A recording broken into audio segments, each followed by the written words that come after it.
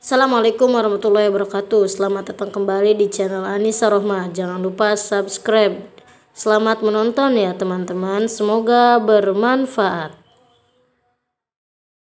Teman-teman sekalian yang dirahmati Allah Subhanahu wa taala, yang semoga selalu dijaga hatinya oleh Allah Subhanahu wa taala agar selalu thiqah billah, agar selalu percaya dan yakin kepada Allah Subhanahu wa taala. Karena kelemahan kita itu berawal saat kita mulai meragukan Allah. Dalam segala dinamika hidup, kita selalu butuh Allah. Kita butuh Allah ketika Allah kasih kita ujian, bahkan tetap kita butuh Allah ketika Allah kasih kita nikmat. Kalau kita butuh Allah saat diuji, agar kesabaran kita terjaga. Karena orang yang tidak ditemani atau dibersamai oleh Allah Subhanahu wa taala ketika dia sedang diuji, maka dia akan mudah untuk berkeluh kesah, bahkan berputus asa.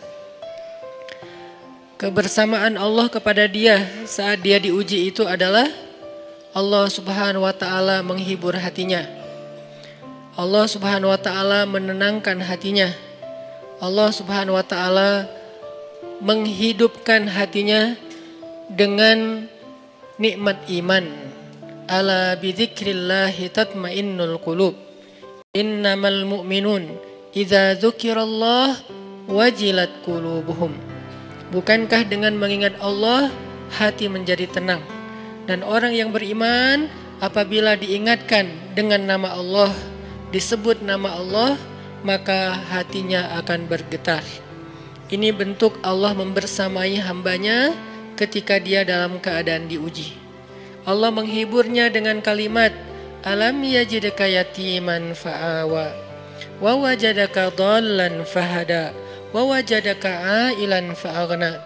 Allah menghiburnya dengan kalimat, inna a'tainakal kautsar.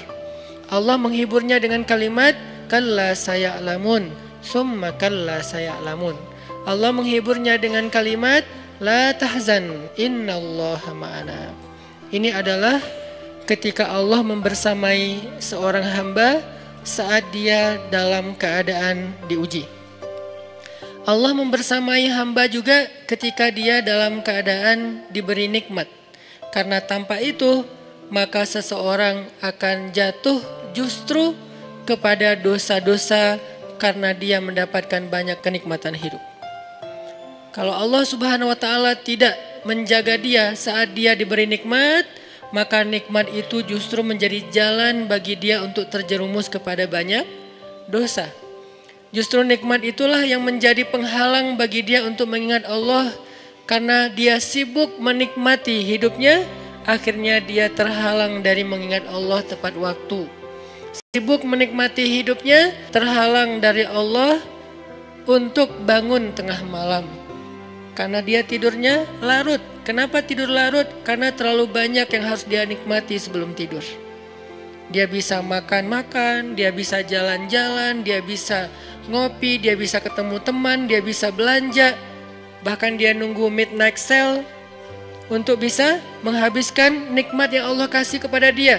Sehingga akhirnya tidurnya terlalu larut, lalu dia tidak bisa bangun untuk menghadap Allah, curhat kepada Allah. Hal yang selama ini dia lakukan justru ketika dia diuji oleh Allah. Ketika diuji oleh Allah, mudah bagi dia bangkit tengah malam, curhat, sujud panjang, menangis dalam doa. Ketika Allah kasih nikmat, curhatnya hilang, malamnya lelap, sampai bahkan subuhnya juga kelewat. Ini kalau Allah nggak membersamai seorang hamba ketika dia diberi nikmat.